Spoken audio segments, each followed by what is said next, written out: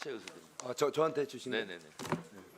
놀랐습니다. 이게 정말 제가 의사진행 발언 신청해서 처음으로 준 거 처음입니다. 제가 법사위 시작한 이래 너무 좀 놀라운데 제가 뭐 사실은 무슨 뭐 특별한 말씀을 드리려는 게 아니고 좀 단순한 질문을 드리려는 거예요.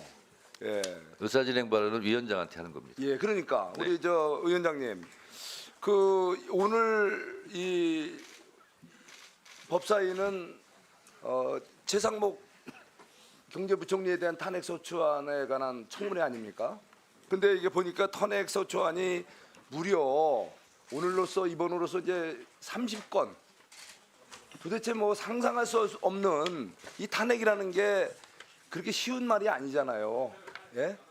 예. 어쩌면 대통령의 권한 중에 최고 막강한 권한이 또 우리가 받아들여서도 안 되고 있어서도 안 되는 것이 비상겸이라고 하면 아마 국회가 갖고 있는 권한 중에 가장 강력하고 가장 최후에 써야 될 그 극단적인 수단이 바로 탄핵 아닙니까? 네? 우리 그저 정청래 위원장님은 어떻게 생각하세요? 정청래 위원장님, 제가 질문을 하는데 딱 3분 안에 맞춰주세요. 예? 3분 안에 맞춰주시라고. 아니 제가 질문 드리는 거예요. 제가 지금 3분 안에 맞춰주시라고. 의사진행 발언으로 자 이게 탄핵에 대해서 그 우리 그러면 조금 이따 답변해 주세요. 저는 이해를 못 하겠는 게 이 수많은 탄핵 소추안 중에 나는 뭐 기본적으로 다 이게 청문회를 하는 줄 알았어요. 아니, 또 자꾸 딴지같이 하시네.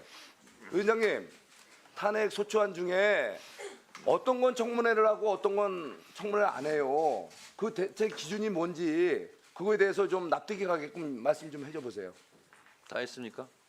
의사진행 아니 나는 내 3분은 제 시간이니까 다 마치고 제가 일괄적으로 답변 드릴게요. 일괄 답변하시려고. 네.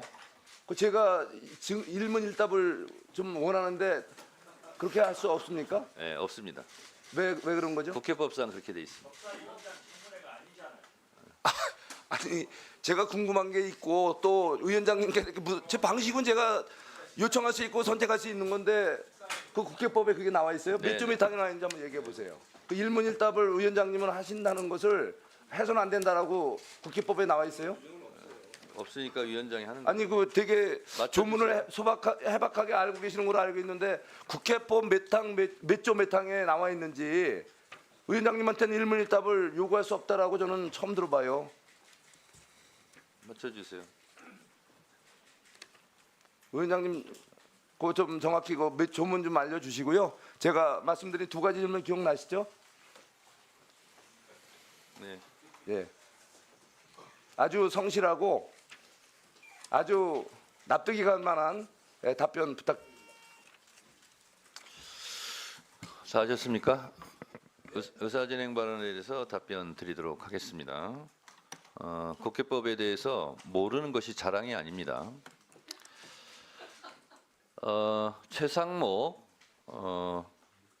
장관이 대통령 권한대행을 했을 때 그 짧은 기간에 거부권을 행사한 것이 몇 건인지 혹시 아세요? 최상목 증인 9번입니다. 답변합니다.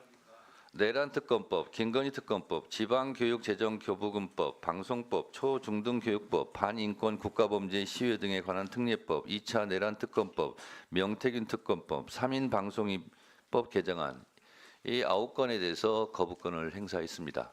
그리고 내란 수괴 우두머리로 곧 감옥에 갈지도 모르는 윤석열 전 대통령도 수십 건의 거부권을 행사했습니다. 헌법재판소는 정치적으로 법적으로 해결할 일을 가지고 국회에서 권한을 행사한 걸 가지고 군대를 동원해서 국회를 보낸 것은 명확하게 위헌이다 하고 파면 사유 중에 하나로 그것을 얘기했습니다.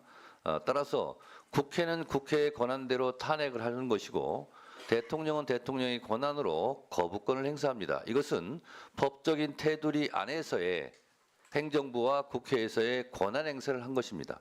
이것이 불법도 아니고 위헌도 아닙니다.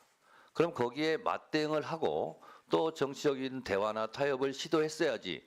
그렇다고 해서 군대를 동원해서 국회를 침탈한 것은 위헌이다 라고 답변을 했고요. 이는 마치 권투 경기에서 화난다고 글러브를 빼고 밖에 나가서 흉기를 들고 와서 권투 경기를 하는 것과 같은 일이다 해서 윤석열 대통령은 이미 파면이 되었다는 말씀을 드리고, 또한 국회법에 보면 대통령은 국회의원 정수 3분의 2, 200명에 의해서 탄핵할 수 있고 국무위원은 과반수 의결로 탄핵할 수 있습니다. 그러면 본회의에서 탄핵을 곧장 의결할 수 있고, 그리고 국회에서 의결로 탄핵 조사를 법사위에 회부하여 탄핵 조사를 하게 할 수 있습니다. 따라서 국회에서 본회의장에서 탄핵을 의결한 경우는 탄핵이 되는 것이고 소추안이 의결되는 것이고, 그렇지 않고 더 조사할 필요가 있다라고 본회의 의결로 법사위로 회부한 경우는 오늘처럼 탄핵 조사 청문회를 하게 되는 것입니다. 법사위원장이 임의로 탄핵 조사 청문회를 하는 것이 아니고 본회의의 의결로 회부되었기 때문에 방금 제가 국회법 130조를 읽어드린 것처럼 지체 없이 조사 보고해야 된다. 이 조항에 따라서 한다고 제가 읽어드렸음에도 불구하고 국회법을 모르면 위원장이 그 법을 안내할 때 제대로 들어야지 그걸 가지고 질문하는 의원님에 대해서 유감을 표명을 합니다. 박범계 간사님, 네, 의사진행반 하시죠. 아니 제가 질문 조용히 하세요. 마지막 몇 항에 일문일답 못하도록 돼 있습니까? 스스로 공부하세요. 스스로 공부하세요. 자, 시간 없습니다. 가지 마시고. 네, 자, 박범계 간사님, 의사진행반 하세요. 예, 박범계입니다. 지금 위원장의 의사 진행을 계속 방해할 시에는 145조 1항에 따라서 경고 조치하도록 하겠습니다. 자, 네. 하세요. 지금 위원장님께서 잘 정리해 주셨듯이 이번 최상목 부총리 탄핵 소추를 위한 청문회는 국회 본회의